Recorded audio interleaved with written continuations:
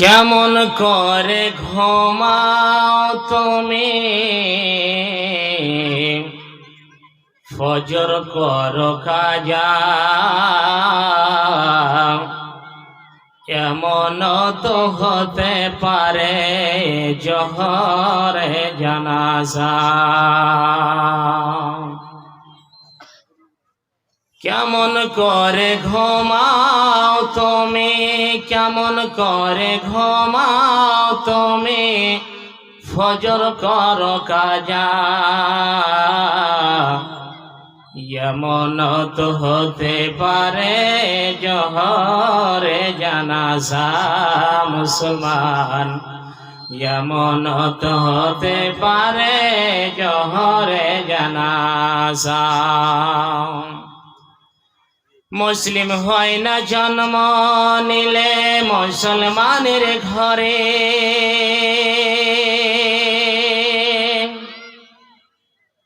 মুসলিম হয় না জন্ম নিলে মুসলমানের ঘরে,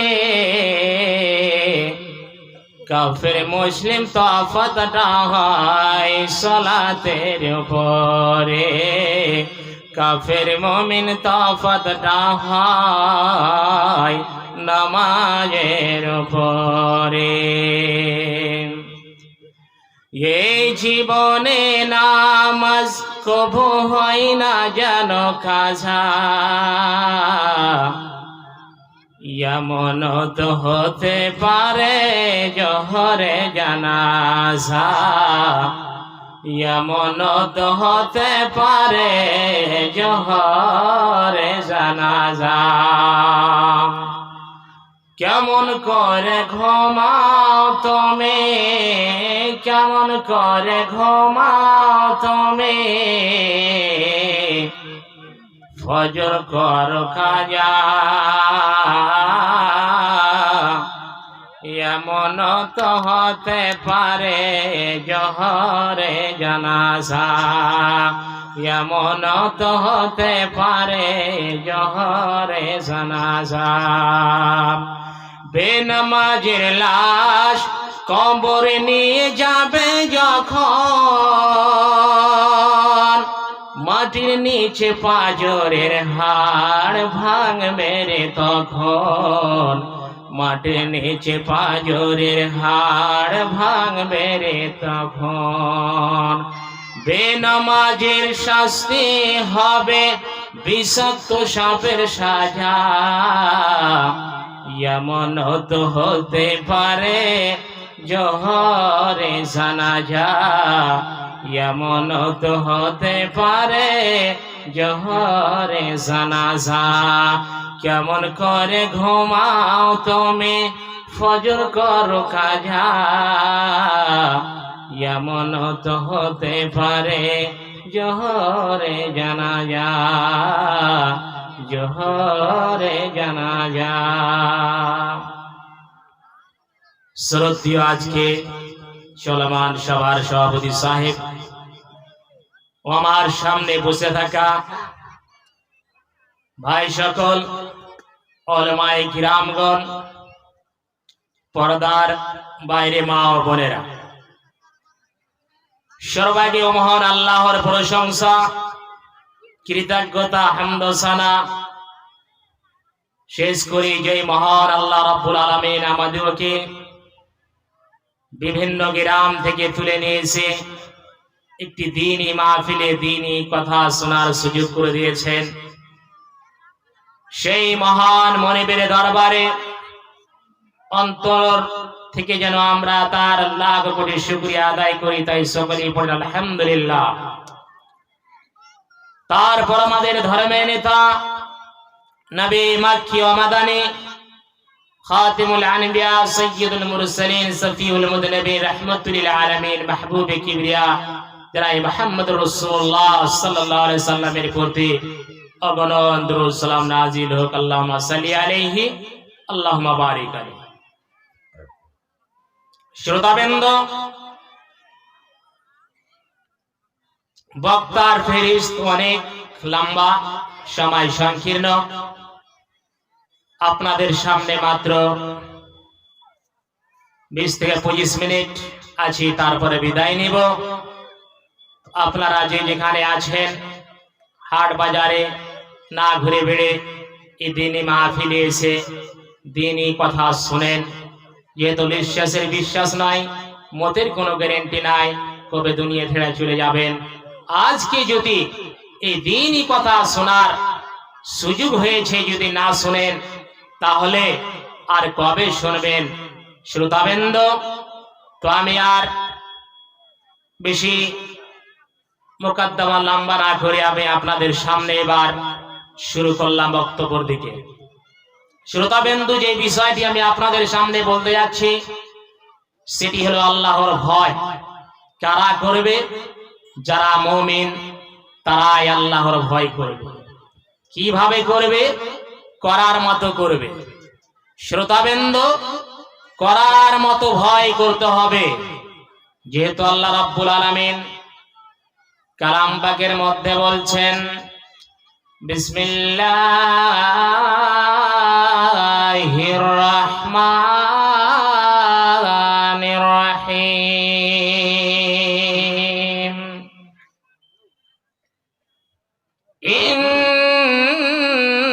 ইন্নামাল মুমিনুনা আল্লাযীনা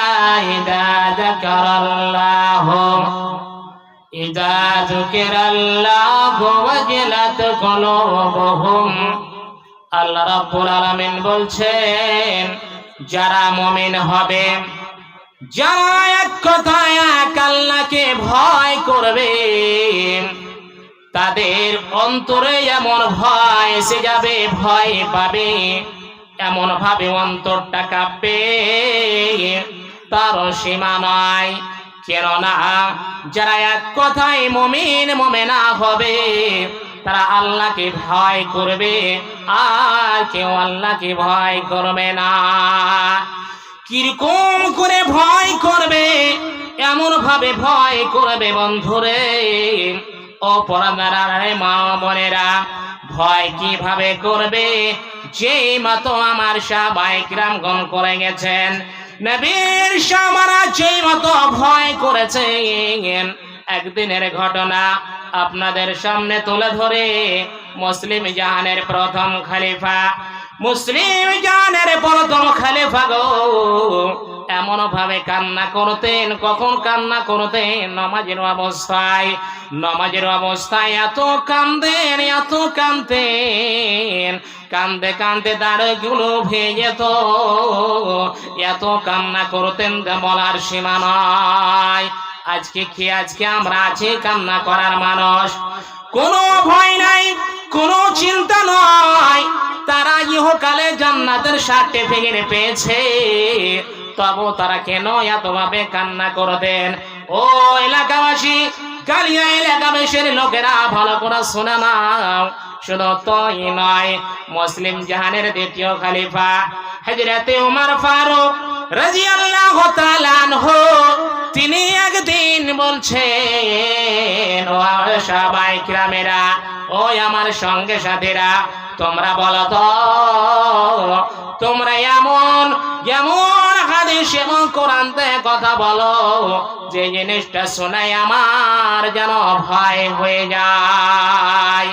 হযরত ওমর একদিন গাস্ত করছেন, যখন তার খিলাফত তিনি পেলেন, তিনি যখন প্রাইম মিনিস্টার হলেন, তিনি তখন একদিন বলছেন কি, আজকে তারা ঘুরে বেড়াচ্ছে, কে খেতে পেয়েছে কে না পেয়েছে। তিনি তখন বলছেন, কি বলছেন? তোমরা এমনই কথা বলো যেন আমার অন্তরে ভয় পেয়ে যায়। এই করে একজন স্বামী বলছেন, ওগো আমিরুল মুমিনিন, খলিফাতুল মুসলিমিন, আল্লাহ রাব্বুল আলামিন কালাম পাকের মধ্যে বলেছেন, ফামান ইয়ামাল মিসকালা যাররাতিন খায়রান ইয়ারা ওয়া মান ইয়ামাল মিসকালা যাররাতিন শাররান ইয়ারা। যারা বিন্দু বরাবর, বিন্দু রায়ের সমান, সরিষা দানার সমান গুনাহ করবে, নেকি করবে, তারা সেই জিনিসটা দেখতে পাবে যারা বিন্দু মারামর, যারা সরিষার দামান সরিষার দানার মতো বিন্দু বরাবর যারা নেক হবে কাল কিয়ামতের ময়দানে দেখতে পাবে।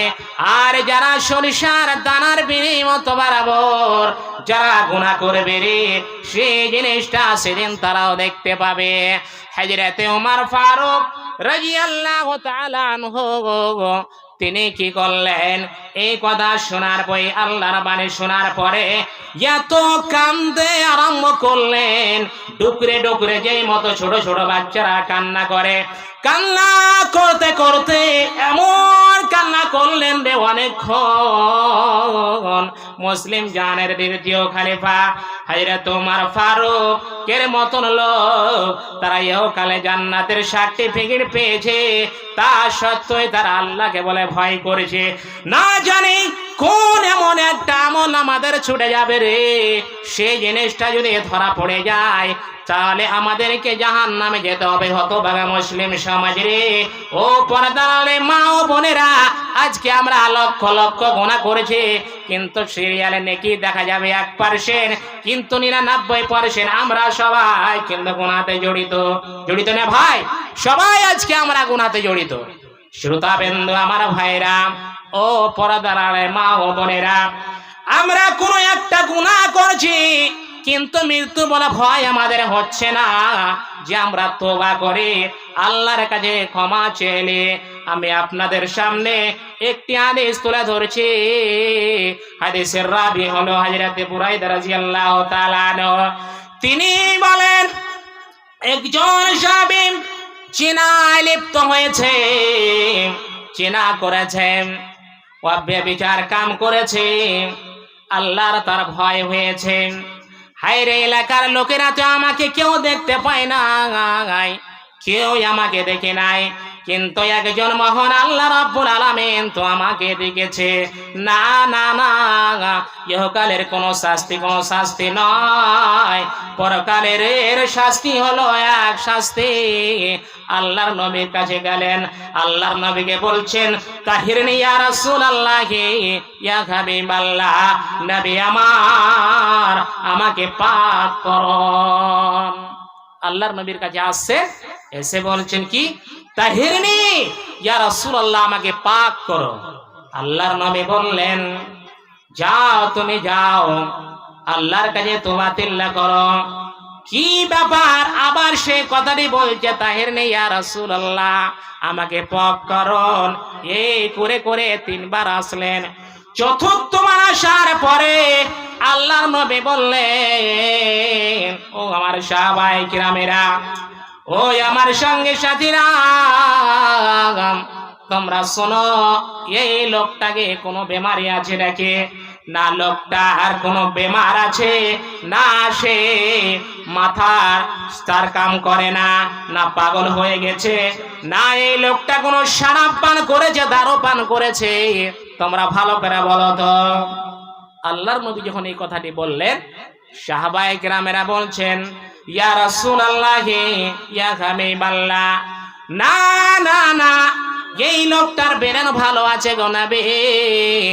আর শরাবের ব্যাপারে বললেন, ওই মাহফিলে ওই জায়গাতে একজন সাহাবী তার মুখের কাছে মুখ নিয়ে গেলেন, নাকটা নিয়ে গেলেন, দেখি লোকটা শরাব পান করেছে নাকি, দারু পান করেছে নাকি, দারু খেতে ওই কথা বলে না, তাহিরনি ইয়া রাসূলুল্লাহ, বারবার এই কথাই বলছে, তাহিরনি ইয়া রাসূলুল্লাহ, আমাকে পাক করুন।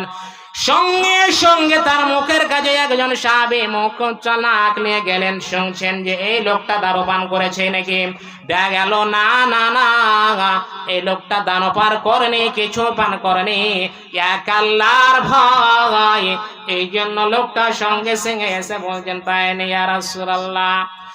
তারপরে আল্লাহর নবী অর্ডার করলেন, চাও নিয়ে গিয়ে একে রজম করে দাও, একে রজম করে দাও, একে শেষ করে দাও, আর পেতে ভরে বুকে আগে রাখা যাবে না। শ্রোতাবৃন্দ আমার ভাইরা, ও পর্দার আলে মা ও বোনেরা, এই লোকটা এমন ভাবে তওবা করেছিলেন, এমন ভাবে তওবা করেছিলেন, একটা দল যদি ওইভাবে তওবা করতো, একটা জল যদি ওভাবে থাকতো তার তোবাতে মনে হয় ওই জলটাকে আল্লাহ রাব্বুল আলামিন মাফ করে দিতেন। এত তোবা করেছে আল্লাহ রাব্বুল আলামিনের কাছে, এত আল্লাহর ভয়। শ্রোতাবিন্দু আমার ভাইরা, পর্দার মা ও বোনেরা, আজকে আমরা অনেক গুনাহ করছি, তা সত্যই আমরা কি কোনো সময় আল্লাহকে ভয় করে মসজিদে যে 2 রাকাত নামাজ পড়ে কেঁদে আল্লাহর কাছে ক্ষমা চাচ্ছি? না না না, অনেক গুনাহ চলছে আজকে আমাদের বাজারে। গুনার সীমা নয়, এত গুনাহ, এত গুনাহ, এত গুনাহ। যদি নবীর দোয়া না থাকতো তাহলে যেই মতো আগেকার উম্মতদেরকে আল্লাহ রাব্বুল আলামিন হালাক করে দিয়েছিলেন, সেই মতো আমাদেরকে হালাক করে দিতেন। শ্রোতাবিন্দু আমার ভাইরা, পর্দার আড়ালে মা ও বোনেরা, এই জন্য বলে আল্লাহকে সর্বসময় ভয় করুন। আল্লাহকে সর্বসময় এমন ভাবে আল্লাহ রাব্বুল আলামিনকে ভয় করতে হবে, করার মতো ওই মতো আরেকটি হাদিস, যার সঙ্গে মাইজ বিন মালিক তার সঙ্গে ব্যভিচার কাজ করেছিল, ওই লোকটার এরকম অবস্থা শ্রোতাবিন্দু। কিন্তু সময় সংকীর্ণ, বক্ত চলে এসেছেন শ্রোতাবিন্দু, আমি আপনাদের সামনে একটা গাজাল কহে এখান থেকে বিদায় নিয়ে নিচ্ছি শ্রোতাবিন্দু। তো যেই কথাগুলি বললাম, আল্লাহ রাব্বুল আলামিন যেন আমাদিওকে সঠিকভাবে আমল করার তৌফিক দান করেন। সকলে পড়ে আল্লাহুম্মা আমিন। লা ইলাহা ইল্লাল্লাহু তাওহীদের মল, মুহাম্মাদুর রাসূলুল্লাহ আল্লাহর মাকবুল। লা ইলাহা ইল্লাল্লাহু তাওহীদের মল, মুহাম্মাদুর রাসূলুল্লাহ আল্লাহর মাকবুল। মানুষ যখন ঘরে যাবে ফেরেশতারা জিজ্ঞাসা করবে, মানুষ যখন কবরে যাবে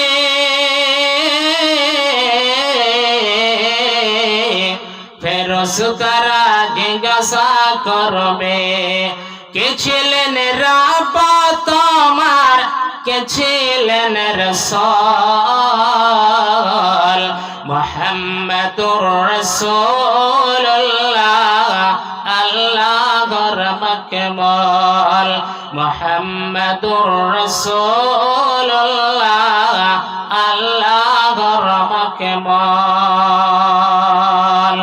মুমিন যত কবরে যাবে সেদিন সবাই উত্তর দেবে, মুমিন যত কবরে যাবে সেদিন সবাই পরীক্ষাতে পাশ করবে, কিন্তু বেদিনেরা হাই হাই করবে, পাবে না সেই কল। মুহাম্মাদুর রাসূলুল্লাহ আল্লাহর মাকবুল, মুহাম্মাদুর রাসূলুল্লাহ আল্লাহর মাকবুল। লা ইলাহা ইল্লাল্লাহু তাওহীদের মল, মুহাম্মাদুর রাসূলুল্লাহ আল্লাহর মাকবুল, মুহাম্মাদুর রাসূলুল্লাহ আল্লাহর মাকবুল। আসসালামু আলাইকুম ওয়া রাহমাতুল্লাহ।